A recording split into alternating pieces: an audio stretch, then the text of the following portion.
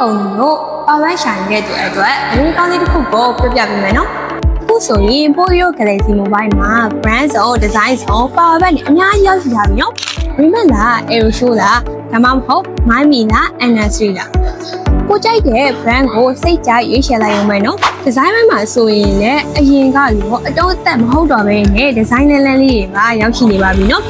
အိတ်ဆောင်တည်ယူသွားလို့ရတဲ့မီနီပါဝါဘန်လေးတွေအပြင်ခရီးသွားရင်တမီသားစုလုံးသုံးလို့ရတဲ့ capacity ကြီးကြီးနဲ့ပါဝါဘန်တွေပါရောက်ရှိထားပါတယ်နော်အသွင်းတော့ကလည်း fast charging ကြီးပဲပါတာဆိုတော့အသွင်းကြာမှာလည်းပဲစိတ်ပူကြံလို့တော့တကယ်လို့ပါဝါဘန်ဝယ်မယ်ဆိုရင်အရေးကြီးဆုံးတစ်ခုကတော့အာမခံမယ်နော်Poyo Galaxy Mobile မှာဆိုရင်ပါဝါဘန်တွေက